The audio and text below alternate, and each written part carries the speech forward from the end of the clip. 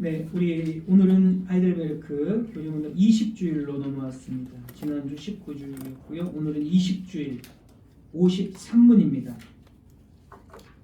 제가 질문을 읽으면 여러분들이 답을 한 목소리로 읽어주시면 되겠습니다.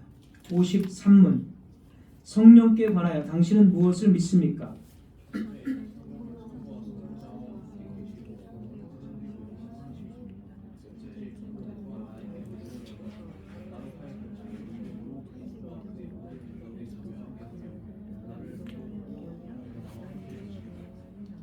아멘. 네, 중간에 더우시면 히터 하나 끄시면 되겠습니다. 이제 우리는 예수 그리스도에 대한 말씀을 듣기를 마치고 성령 하나님에 대한 가르침으로 들어가게 됩니다. 우리가 사도신경에서 성령을 믿사오며 이 부분입니다. 성령 하나님의 사역 안에는 이제 교회 그리고 성화 이런 것들이 또 함께 들어 있습니다. 오늘날 이 성령에 관한 가르침은 너무나 혼란스러워서 사실 참된 성령의 사역이 어떤 것인지 과연 제대로 알고 있는 사람이 얼마나 있을까라고 의심이 들 정도입니다. 대부분은 이제 자기가 생각하는 대로 그리고 또는 교회 안에서 조금 이렇게 좀 신앙에 연륜이 있는 분들이 가르쳐줘서 그런 것들을 이제 그런 분들한테 들은 것 그런 것들이 이제 성령에 대한 일반적인 인식들입니다. 그런데 이제 교회 안에서 그렇게 자기가 체험한 거를 가지고 그 자기 동생들이나 또 주변 사람들에게 가르치는 성령에 대한 이해는 거의 대부분이 또 잘못되어 있기 때문에 상당히 이런 잘못된 사상을 오랜 동안 고수하고 그런 것들을 또 자기가 직접 체험한 사람은 이 잘못된 성령론을 깨는 것이 사실 굉장히 어렵습니다. 그러나 내가 지금까지 잘못된 성령론을 가지고 있었다면 우리는 계속 교리들을 살펴보면서 바른 성령론, 바른 성경에 대한 이해를 가지고 있어야 될 것입니다. 우리 한국은 특별히 신학이 정말 약하고 그 다음에 이제 정서가 기복적인 정서가 상당히 많습니다. 그래서 소위 말하는 신비주의 그리고 은사주의 성령론에 많이 물들어 있습니다. 그래서 대부분의 성도들은 성경이 가르치는 성령이 아니라 체험적인 성령론을 가지고 있습니다. 성령에 대한 사람들의 이해는 내 마음속에 어떤 움직이는 기운, 어떤 기적적인 일을 행하실 수 있는 분, 그리고 초자연적인 일을 행함으로써 어떤 구원의 확신을 갖게 하고 신비적인 것을 체험함으로써 신앙이 더 좋아진다라고 생각하는 것 등등 잘못된 어떤 체험적인 성령론을 가지고 있습니다. 또 어떤 분들은 조금 더 낫긴 하지만 이것도 역시 잘못된 건데 자신의 마음을 좌지우지하는 자신의 내면 속에 있는 어떤 존재 이렇게 보면 좀 맞는 것 같기도 하지만 사실 이런 것들도 제대로 된 성령론이 아닙니다. 성령님께서 내 마음 속에서 나를 좌지우지하는 어떤 존재 이 정도로 우리는 성령론을 생각하지 않습니다. 자, 이렇게 성경적인 성령론이 정립이 되지 않았음에도 불구하고 또 아이러니한 것은 엄청난 성령에 대한 강조는 대단하다. 이것이 이제 또 한국교회의 현실입니다. 그래서 우리 주변에서 이렇게 쭉 그냥 조금만 살펴봐도 성령 치유, 성령 운동, 성령 축제, 은사 운동 이런 스타일의 이런 타이틀을 가진 집회들이 굉장히 많고 쉽게 찾아볼 수가 있습니다. 앞에서도 말씀드렸지만 이런 것들은 한국인들의 어떤 가지고 있는 정서와 잘 부합됩니다. 옛날에 우리가 유교에 사실 우리 한국이 유교에 이렇게 물들어져 있었기 때문에 그런 유교적인 정서 또는 기복적인 것 이런 것들의 정서 때문에 잘못된 성령론이 한국 교인들에게 매우 잘 먹히고 그것이 성령론의 핵심적인 것으로 알고 있는데 이런 것들은 다 잘못된 것입니다. 그래서 우리는 이제 오늘 늘 이전에도 우리가 말씀을 들었겠지만은 교리문답이 말하는 것을 다시 한번 반복하면서 성령에 대한 바른 이해를 가지고 이것을 가지고 잘 여러분들이 정립해둬서 우리 자신도 적용시키고 또 주변에 잘못된 성령론에 빠진 사람들에게 여러분들이 잘 말해주고 또 다르게 인도할 수 있는 정도까지 여러분들이 잘 체계를 세워놓으면 참 좋을 것 같습니다. 우리가 성령님은 누구신가 라고 질문할 때 교리문답이 말하는 첫 번째는 성령님은 하나님이시다라는 점입니다. 우리 교리문답 53문을 다시 보시면 53문 성령께 관하여 당신은 무엇을 믿습니까? 라고 말하고 첫째 성령은 성부와 성자와 함께 참되고 영원한 하나님이시다. 하나님이심을 먼저 고백을 이렇게 하고 있습니다. 그래서 성령론에 있어서 가장 중요한 것은 성령님은 삼위일체 하나님이시다라는 것을 고백하는 것입니다.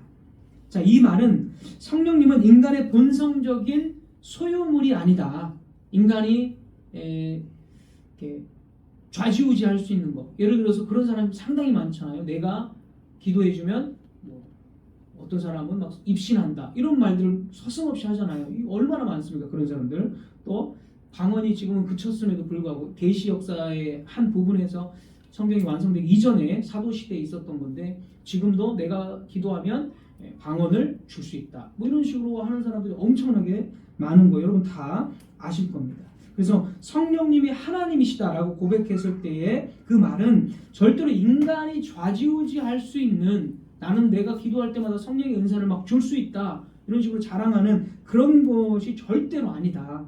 정말 그것은 교만한 거고 말도 안 되는 것이다. 우리가 교리를 배워보면 정말 말도 안 되는 것을 너무나 자신 있게 사람들이 현재 이야기하고 있다. 그렇게 생각을 하시면 되겠습니다. 우리가 좌지우지할 수 없다는 것입니다. 또한 하나님이시라고 했을 때 이 성령님은 우리 속에 있는 어떤 긍정적인 기운, 긍정적인 에너지 절대 이런 것이 아니다라는 것이죠. 그렇게 말하는 사람이 또 굉장히 많습니다. 절대 어떤 긍정적인 기운, 긍정적인 에너지가 아닙니다. 성령님은 하나님으로서 우리와 다른 분이시고 우리와 다른 분이죠. 독자적으로 계신 인격체입니다.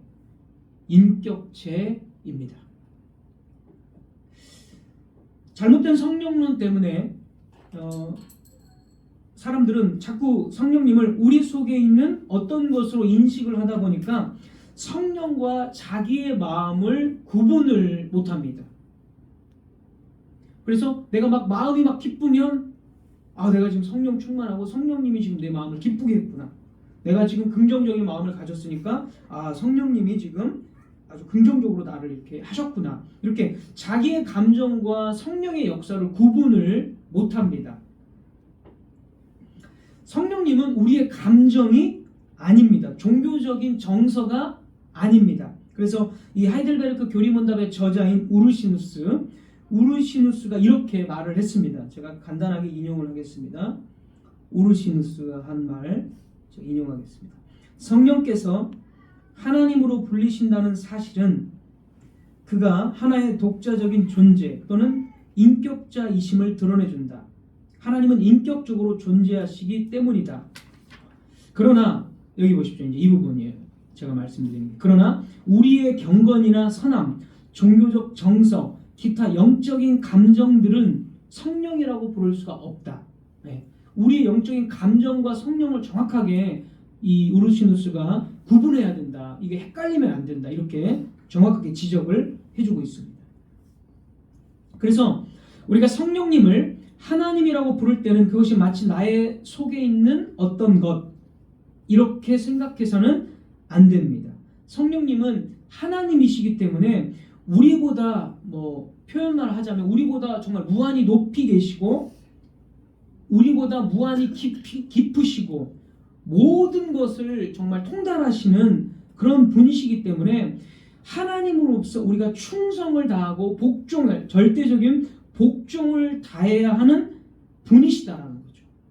그래서 우리의 감정 따위가 아니라는 것입니다. 또는 아까 말씀드린 교만한 사람들처럼 성령 하나님을 우리가 마음대로 좌지우지할 수 있는 것이 아니라 절대적인 복종으로서 성령 하나님께서 우리가 설교를 들을 때나 또는 성경을 펴서 읽을 때에 성령 하나님께서 바르게 복음을 깨닫게 해주셨을 때에 그 말씀에 복종하고 귀 기울여야 하는 그런 관계로서 우리가 출발을 해야 된다라는 것이죠.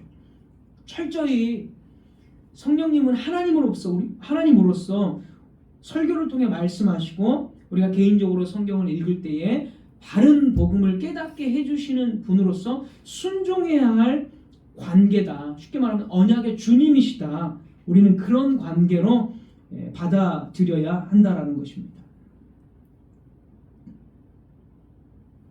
그래서 절대 우리 속에 있는 어떤 내면적인 느낌이 아니다라는 것이죠.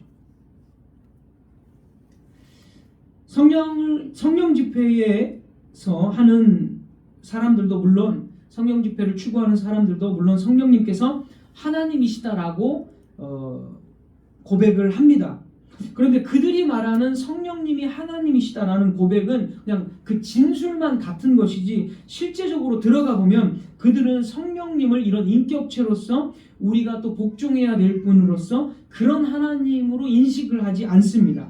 그들이 말하는 성령님은 어떤 하나님입니까? 사람 속에 들어와서 병을 낫게 하고 기적을 일으키고 내가 무엇을 해야 되는지 막 음성을 들려주시고 또 방언을 말하게 하고 그래서 이런 이상한 영적 체험,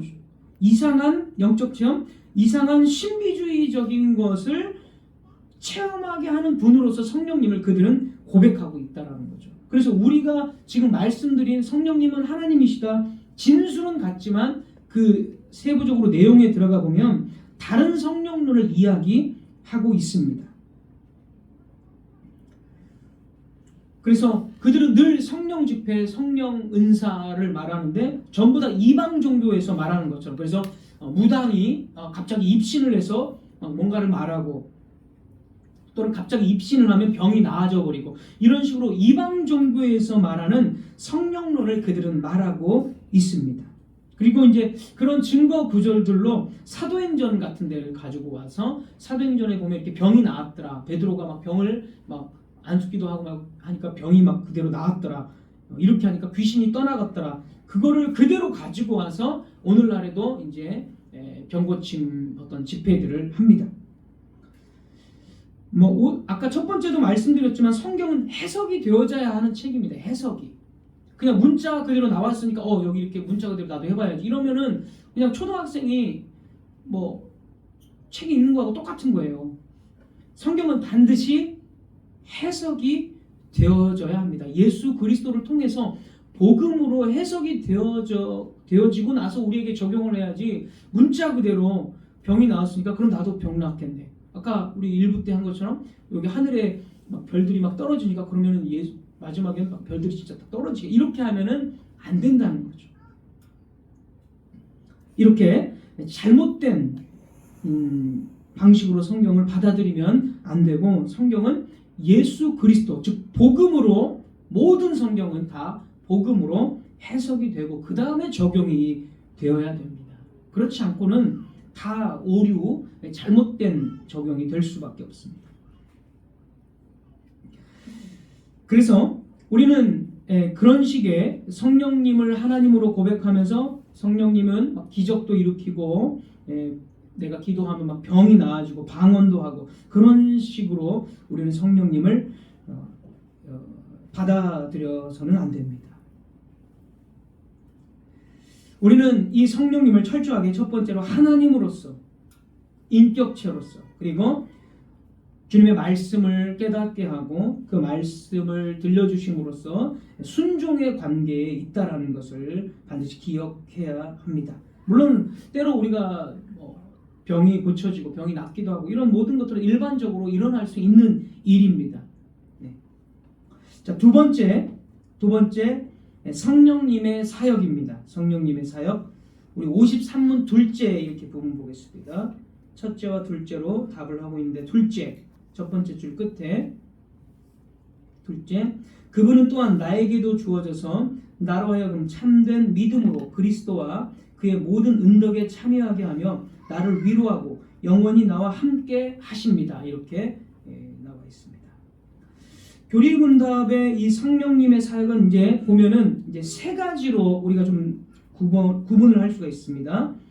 첫째는 보면 내게 참된 믿음을 주셔서, 여러분 나와 있는 그대로입니다. 참된 믿음을 주셔서 그리스도의 모든 은덕, 모든 은혜에 참여하게 한다. 이게 첫 번째고요. 둘째는 나를 위로한다고 나오죠. 두 번째 위로합니다. 셋째는 영원히 나와 함께 하십니다 하고 이제 마치고 있습니다. 그래서 이 성령님의 사역을 교리문답은 세 가지로 이렇게 좀 간단하게 표현을 했습니다. 참된 믿음에 이르게 하고 그리스도의 은덕에 참여하게 한다. 이런 식으로. 그리고 위로하시고 영원히 함께 하신다. 자, 이 세 가지를 이제 어떻게 우리와 함께 하시고 어떻게 그리스도의 은덕에 참여하게 하실까? 어떻게 믿음을 갖게 하실까? 사실 이거잖아요. 이 세 개를 이 세 질문에 대한 답변의 핵심은 말씀이라는 것으로 우리가 좀 답변을 드릴 수가 있습니다. 핵심은 말씀입니다. 자, 성령님의 사역의 모든 핵심적인 것은 첫 번째는 함께 하시고 위로하시고 그리스도의 은덕에 참여하고 믿음에 갖게 하는 것, 이런 모든 것들의 핵심적인 중요한 것은 말씀이라는 거예요. 말씀. 다시 말해서 성령님의 사역의 핵심은 하나님의 말씀을 깨닫게 하고 나타내시는 사역이다. 이렇게 정리를 해보겠습니다. 이것이 상당히 중요합니다. 말씀하고 관련되어져 있어요. 자, 오늘날의 잘못된 성령론은 뭐죠? 말씀이 없어요. 성경이 없어요. 그냥 느낌. 자기가 막 열심히 종교적인 뭔가를 막 기도를 막 진짜로 막 악을 써가면서 기도를 하면 오는 것. 이게 성령론이에요. 요즘 그 현대의 기독교에. 여기에는 말씀이 없어요. 그렇죠? 하지만 바른 성령론의 가장 핵심적인 것은 뭐냐면 말씀이라는 거예요. 말씀. 반드시 말씀과 연관되어져서 성령님은 사역을 하시는 거예요. 그래서 말씀이 없이 성령님만 막 강조하면 이게 뭐죠? 이게 말하는 신비주의, 은사주의, 이상한 영적 체험. 다 이겁니다. 말씀이 없으면. 반드시 말씀. 자, 그거를 이제 설명을 드릴 겁니다. 고린도전서 2장 10절 이하의 말씀이 이거를 잘 보여주고 있습니다. 2장 10절 제가 한번 읽겠습니다. 오직 하나님이 성령으로 이것을 우리에게 보이셨으니 성령은 모든 것 곧 하나님의 깊은 것까지 통달하시느니라. 여기서 성령님을 소개할 때 이렇게 말하죠. 성령님은 하나님의 영이심으로 하나님의 깊으신 것. 여기서 말하는 하나님은 성부 하나님이죠. 성부 하나님. 성령님도 하나님이시잖아요. 그러니까 여기서 말하는 하나님의 깊으신 것을 통달하신다고 했을 때 하나님은 성부 하나님의 모든 그 계시를 다 가지고 계시고 통달하신다. 이런 뜻이 되겠습니다.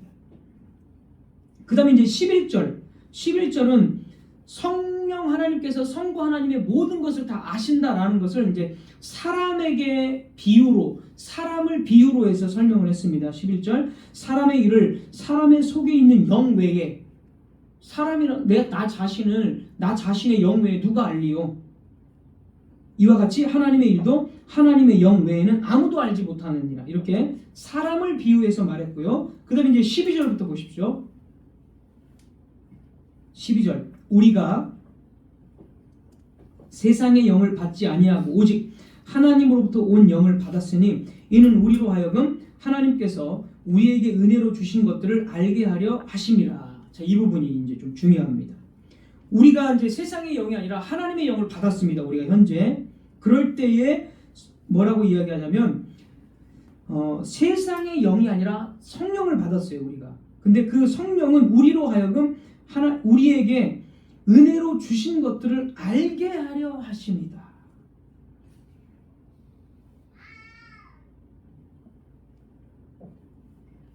성령님은 우리에게 왜 주셨어요? 우리에게 주신 것을 우리에게 은혜로 준 것을 알게 하도록 깨닫게 하시기 위해서 주신 거예요. 이게 아주 가장 기본적이고 가장 본질적인 겁니다. 자, 계속 좀 보면서 설명드릴게요. 그 다음에 이제 14절에서 육에 속한 사람은 성령의 일을 받지 아니하였다. 세상의 영에 속한 사람에게 하나님의 영에 속한 일은 그 다음에 보면 미련하게 보이고 깨닫지도 못한다, 이렇게 말합니다. 쉽게 말하면 이거예요. 성령을 받지 않으면 우리가 왜 교회에 가입해야 되고, 왜 참된 복음을 들어야 되고, 그리고 그 복음을 들어서 뭐가 낫냐, 복음의 소중성을 전혀 모른다는 거예요. 왜냐하면 성령이 없기 때문에. 성령이 있으면 참된 교회에 가입하는 것이 얼마나 소중한 건지, 우리가 참된 복음을 듣는 것이 얼마나 소중한 것인지를 깨닫게 돼요. 그 깨닫게 되는 건 누구 때문에 깨달아요? 성령님 때문에 깨닫게 되는 거예요, 그거를. 근데 성령이 없으면 이게 뭐 그렇게 중요해?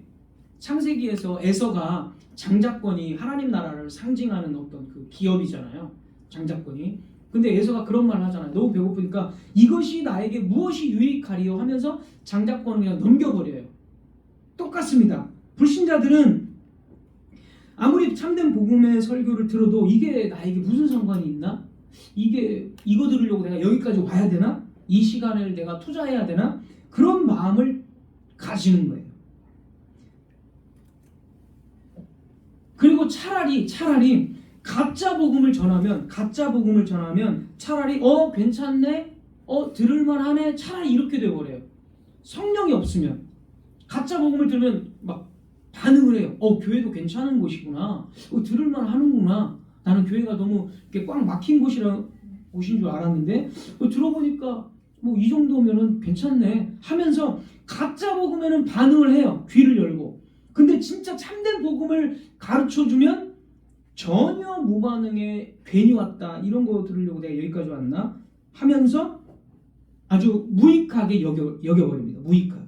이게 성령이 없는 전형적인 불신자의 특징입니다. 세상의 영과 성령은 반대되는 것이기 때문에. 자, 그래서 12절 13절 성령께서 역사하셨을 때 어떻게 되느냐, 12, 13절을 다시 한번 제가 또 읽겠습니다. 12, 13절을 우리가 세상의 영을 받지 아니하고 오직 하나님으로부터 온 영을 받았으니 이는 우리로 하여금 하나님께서 우리에게 은혜로 주신 것들을 알게 하려 하심이라. 13절 우리가 이것을 말하거니와 사람의 지혜가 가르친 말로 아니하고 오직 성령께서 가르치신 것으로 하니 영적인 일은 영적인 것으로 분별하느니라. 자, 여기서 보십시오. 다시 한번 말씀드리지만 성령님께서는 우리에게 은혜로 주신 것을 알게 해주시는 것이 본질적인 사역입니다. 그럼 성령님께서 하나님께서 우리에게 은혜로 주신 것들을 알게 하시는데 그 은혜로 주신 것들이 뭘까요? 당연히 복음이겠죠. 복음. 예수 그리스도죠. 예수 그리스도를 우리에게 은혜로 주셨기 때문에 예수님 안에서 누리는 참된 하나님의 나라, 영생, 그리고 칭의, 성화, 그리고 영원한 복락, 죄의 저주가 없는 것, 죄를 용서받는 것, 이런 모든 것들이겠죠. 고린도전서 2장 전체 문맥도 다 그런 것을 이야기하고 있습니다. 1절과 2절 보면 내가 말과 지혜의 아름다운 것으로 아니했다. 예수 그리스도와 그의 십자가에 못 박히신 것 외에는 아무것도 알기로 작정했다. 그리고 7, 8절의 말씀 보면 비밀한 가운데 있는 하나님의 지혜다. 하나님의 지혜가 예수 그리스도잖아요. 감추었던 것. 이게 복음이잖아요. 예수 그리스도고 감추었던 것. 하나님이 영광을 위해 만세전에 미리 전하신 것. 만세전에 이미 예정하신 예수 그리스도의 복음이잖아요. 이게 전부 다 지금 복음을 말하고 있습니다. 그래서 성령님께서 우리에게 보여주시는 것은 뭐냐면 하나님께서 우리에게 은혜로 주신 것인데 이것은 곧 예수 그리스도입니다. 예수 그리스도.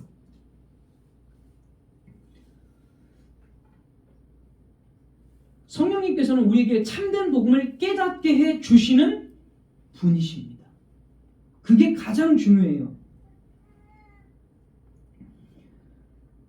자, 그러니까 저와 여러분이 정말 참된 복음을 깨달았다.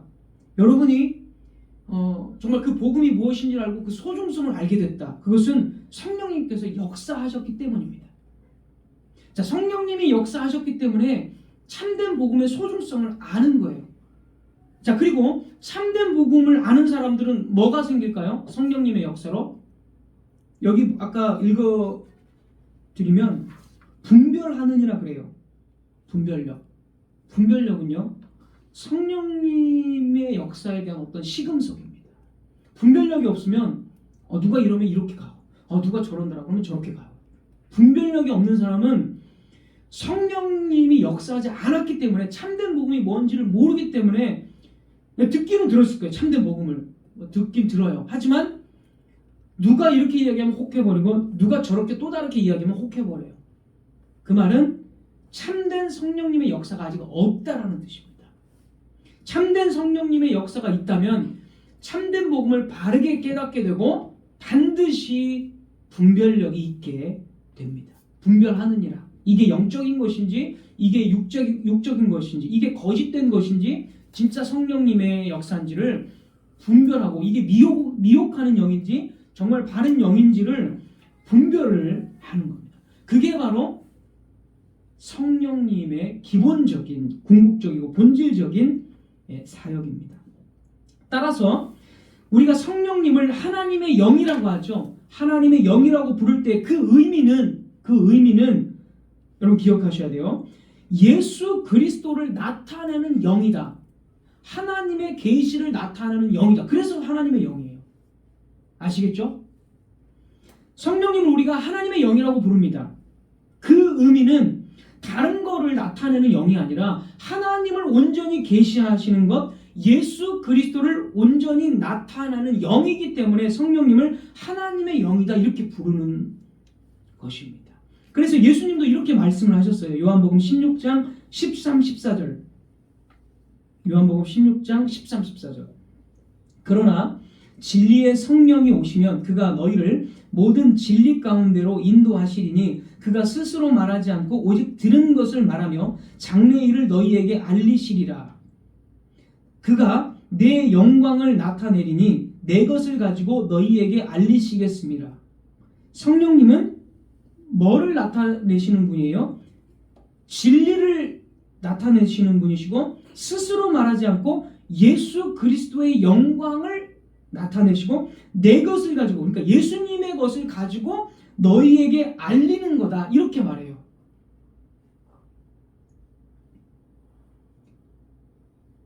자, 이것이 성령님의 사역입니다. 성령님은요 누구를 증거해요? 예수 그리스도를 증거하는 분이에요. 성령님이 막 성령 충만한데 자꾸 엉뚱한 걸 이야기해요. 예수 그리스도를 증거하지 않고 자꾸 자기가 뭘 할 수 있다, 자기가 성령 충만한데 뭐를 했더라 이런 걸 자꾸 이야기해요. 이건 뭐죠? 이건 가짜예요, 가짜. 정말 내가 성령 충만하면, 내가 정말 성령의 역사로 참된 복음을 깨달았으면 예수 그리스도의 복음에 관심이 있는 거지. 왜냐면 보세요, 예수님도 성령이 임하면 너희가 진리를 알게 힘쓰고 너희가 예수 그리스도 나를 알게 될 거야 이렇게 말씀하셨잖아요, 예수님께서. 그러면 우리한테 적용을 해보면 우리가 정말 성령님의 사역으로 참된 복음을 깨달으면 우리 예수 그리스도의 복음에 반응을 해야 되겠죠. 왜? 역사로 깨달았으니까. 그리고 예수 그리스도를 알아가고 예수 그리스도를 높이는 일에 우리가 당연히 힘쓰겠죠. 근데 여러분 요즘 보십시오. 정말 어떤 성령의 은사가 있고 막 성령 충만한 무슨 목회자고 그런 사람들이 예수 그리스도의 복음을 가르칩니까? 다른 걸 가르칩니까? 성령 충만한 어떤 권사님, 성령 충만한 어떤 장로님, 그런 사람들이 예수 그리스도의 복음에 관심이 있습니까? 막 기적적인 거에 관심이 있습니까? 나오는 거예요. 딱 분별력이 이렇게 생기는 거예요. 누가 성령 충만한데 예수 그리스도의 복음으로 정말 계속 복음을 말하고 진리를 말한다면 그 사람은 정말 성령 충만한 게 맞습니다. 그러나 성령 충만하다고 하면서 자꾸 신비적인 체험을 말하고 예수 그리스도의 복음을 이야기하잖아요. 예수 그리스도의 복음을 이야기하면 막 따분해하고 다 안다고 이야기해요. 그거는 바로 분별이 가능해요. 그거는 잘못된 성령론에 지금 심취해서 자기 마음대로 그냥 신앙생활을 하는 겁니다. 예수님께서 말씀하신 그대로 성령이 오시면 예수 그리스도를 알도록 하시는 거예요. 예수 그리스도에 집중하는 거고 그렇게 참된 복음 안에서 사는 겁니다. 성령님은 그래서 그 모든 사역 속에서 예수님을 영화롭게 하도록 예수님의 사역을 정말 풍성하게 하도록 그렇게 같이 일하셨어요. 예수님과. 자 보세요. 예수님은 성령으로 잉태하셨잖아요. 성령으로 잉태. 예수님이 귀신을 쫓아낼 때 뭐라고 하시냐면 성령이 아니고서는 이렇게 할 수가 없다라고 이야기하세요. 철저히 성령님은 예수 그리스도 중심으로 사역을 하셨어요. 성령님은 예수 그리스도를 통해서 모든 약속들이 성취되도록 그렇게 함께 예수님과 함께 사역을 하셨습니다. 그렇기 때문에 우리가 성령 충만하고 우리가 성령의 은혜 안에 있다면 우리는 반드시 복음을 바르게 깨달아지고 바른 분별력을 갖게 되고 예수 그리스도의 복음에 대해서 설교할 때 또 교리를 가르칠 때 거기 반응을 하게 되어 있습니다. 불신자는 반응을 하지 않죠. 그게 성령님의 사역입니다. 자, 그래서 다시 한번 말씀드리면 성부 하나님께서는 계시를 하십니다. 그리고 성자 하나님께서는 계시 그 자체죠. 성령 하나님은 그 모든 계시를 우리에게 가르치시고 깨닫게 하시고 믿게 하시고 그런 분이십니다. 그게 성령의 사역입니다.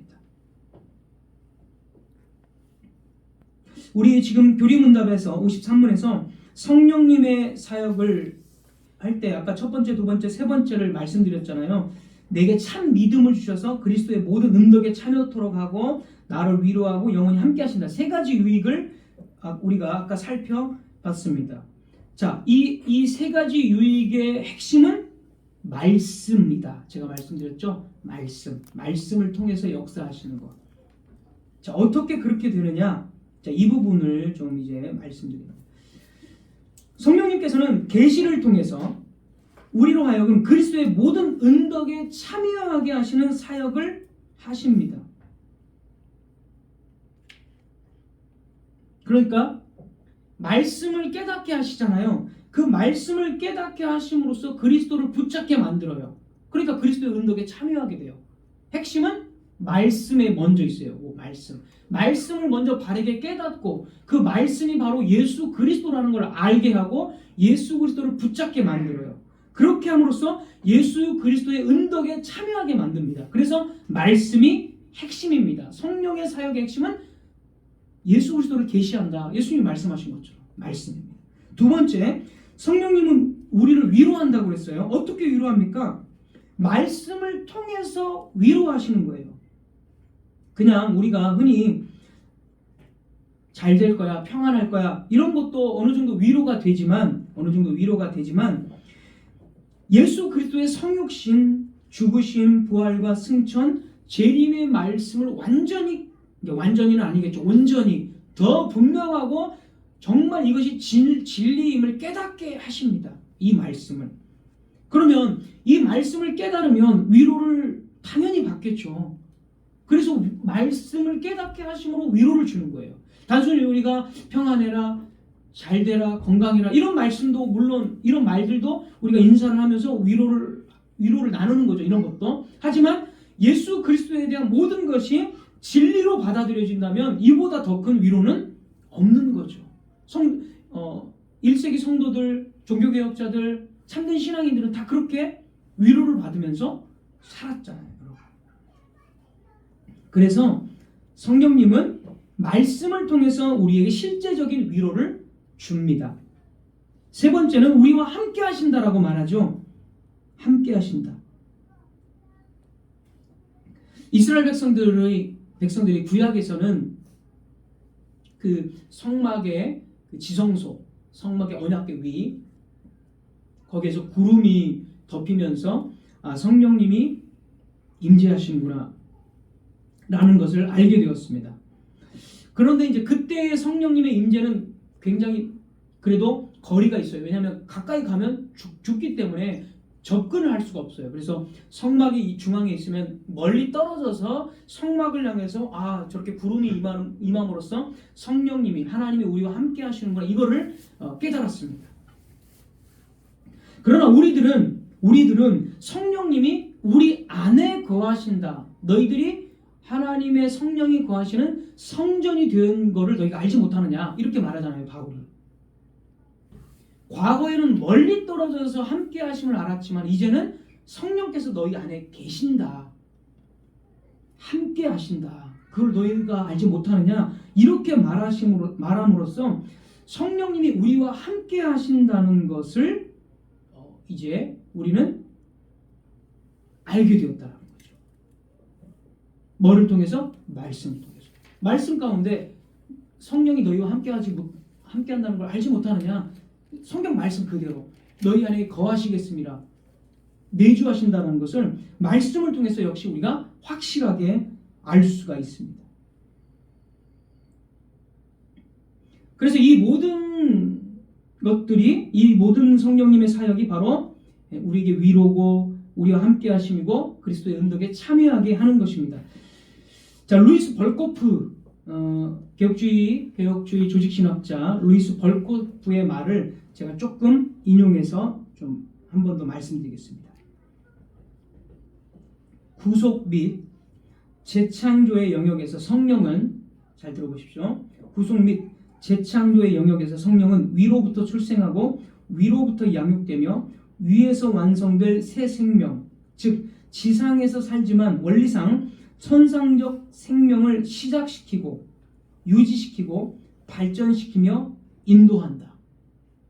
성령님께서 우리를 천상의 생명을 시작시키고 유지시키고 발전시키고 인도한다. 성령님에게 사역이라는 거예요. 그 다음에 특별 사역을 통해 성령은 죄의 권세를 극복하고 분쇄하며 인간을 하나님의 형상대로 새롭게 하시며 하나님께 영적으로 순종할 수 있게 한다라고 루이스 벌코프가 그의 조직신학 책에서 이야기를 했습니다. 자, 여러분 제가 읽어드렸지만 이것으로 제가 말씀드리고 싶은 것은 이겁니다. 잘 보시면 성령님의 사역은 우리를 새 생명으로 인도하여 새로운 방식으로 살게 하신다.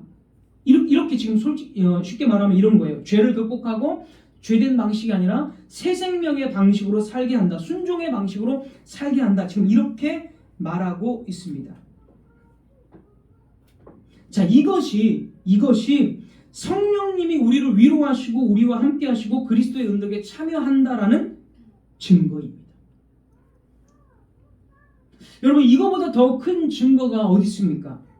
내가 이전에 죄를 좋아하고 세상적으로만 살다가 그것들을 거부하고 새 생명 가운데 하나님의 말씀에 순종하며 살아가고 있다는 사실을 보면 이것이 성령님이 나와 함께 하시고 위로하시고 내가 그리스도의 은덕에 참여하고 있다라는 증거가 아니고 뭐라는 거예요? 뭐겠습니까? 자, 여러분, 저를 포함해서 여러분의 과거와 현재를 한번 생각해 보십시오. 교회를 안 다니던 때도 있었을 것이고 아무런 생각 없이 교회를 다니던 때도 있었을 것이고 또 기복적인 신앙, 잘못된 신앙을 가지고 교회를 다닐 때도 있었을 것입니다. 그런데 여러분들이 이제는 다른 이유가 아니라 그런 신앙에서 벗어나서 참된 말씀을 추구하고 정말 하나님의 뜻대로 살고 싶어서 이 자리에 있다면 그것이 성령님이 역사하시고 나를 위로하셨고 나와 함께 하신다라는 증거, 가장 강력한 증거다라는 것이죠. 그래서 성령님은 이 교리문답이 말하는 대로 그리스도의 모든 은덕에 참여하게 하고 나를 위로하고 나와 함께 하신다라고 우리는 말할 수 있다는 것입니다. 성령님은 확실히 우리와 함께 하시며 우리에게 예수 그리스도를 더 굳세게 붙잡도록 만들어줍니다. 내가 잘못된 길을 가더라도 양심을 찌르면서 그렇게 살아서는 안 되고 복음으로 다시 예수 그리스도를 붙잡고 살아가야 된다. 내가 기도 생활도 정말 게을리하고 신앙생활에 있어서 좀 이렇게 너무 게을러졌을 때 성령님께서 양심을 찔러서 뭐 설교를 통해서 할 수도 있고 뭐 개인적으로 양심을 찔러서 성령님께서 그럴수록 더 은혜에 멀어질 수가 있다. 정말 바른 신앙 가운데 복음을 붙잡고 조금이라도 더 성령님을 향해서 주 예수님을 향해서 붙잡고 살아가야 된다. 이런 식의 양심을 계속 찌른다면 이런 것들이 바로 성령님의 함께 하시고 위로하시고 은덕에 참여하도록 하는 것이다. 이런 증거다 라는 뜻입니다. 그래서 설교를 통해서 여러분에게 성령님이 내가 지난주에 삶이 좀 이랬는데 앞으로 말씀을 듣고 이렇게 좀 바뀌어야 되겠구나 이런 마음이 든다면 성령님께서 지금 여러분들과 함께 한다는 증거고, 그리고 그것이 내 의지가 아니라 한 주간 또 성령님을 힘입어서 성령님 내가 이번 주 가운데는 좀 이렇게 더 살고 싶습니다. 이런 말씀에 좀 더 순종하면서 살고 싶습니다. 그렇게 나를 도와주시고 나를 인도해 주십시오. 진리 가운데 더 붙잡고 흔들리지 않고 살게 해 주십시오. 이렇게 여러분들이 기도하고 그런 마음을 가졌다면 성령님께서 지금 여러분들을 인도하시는 겁니다. 말씀을 맺도록 하겠습니다. 우리는 오늘 말씀을 통해서 성령께서 하나님이시라는 사실과 그분께서 행하시는 실제적이고 구체적인 사역, 우리의 삶의 모든 사고방식과 그 행동 양식들, 습관들을 계속해서 찔러가면서 바꾸신다는 것을 우리는 들었습니다. 그래서 우리가 믿는 성령 하나님은 사람의 감정도 아니고 종교적인 정서도 아니고 신비주의적인 어떤 잡신도 아닙니다. 우리가 믿는 성령 하나님은 하나님으로서 우리에게 존귀와 영광을 받으시기에 마땅한 분이시지만 우리에게 참된 복음을 가르쳐 주시고 깨닫게 하시고 그래서 예수 그리스도께 더 나아가게 하시는 분이십니다. 우리는 이렇게 성령님을 바르게 이해하고 성령의 은혜를 날마다 구하면서 살아야 할 것입니다. 우리는 하나님이 정말로 오셨다는 것, 예수 그리스도 안에 하나님의 충만이 거한다는 것, 그리고 그리스도께서 우리의 죄를 위해 죽으셨고 그 죄를 없애셨으며 죄의 형벌을 담당하셨다는 것, 그리고 그리스도 안에서 우리가 하나님 앞에 의로우며 그리스도의 의로 옷 입었다는 것을 알고 있습니다. 이것을 우리가 어떻게 압니까? 어떻게 이것을 우리가 받아들입니까? 성령님의 사역을 통해서 알고 받아들입니다. 성령님은 우리 안에서 역사하셔서 말씀을 바르게 깨닫게 하시고 우리와 함께 하기 때문에 우리가 이것을 알고 받아들일 수가 있게 됩니다. 바로 이것이 성령의 기본적인 성령론입니다. 이것이 바른 성령론입니다. 우리에게 믿음을 더 주시고 더 그리스도를 위해서 그리스도를 알아가도록 하시는 이 성령님을 날마다 우리가 함께하고 성령님께 기도하고 혹 우리가 불신앙 가운데 있을 때도 성령께서 나를 향해서 찔르시고 나를 향해서 탄식하시는 그 성령의 소리, 그 영적인 그 소리를 들으심으로써 날마다 성령과 함께함으로 그리스도와 더 가까워지는 하나님께 영광 돌리는 저 여러분들 되시기를 주님의 이름으로 부탁드립니다. 기도하겠습니다.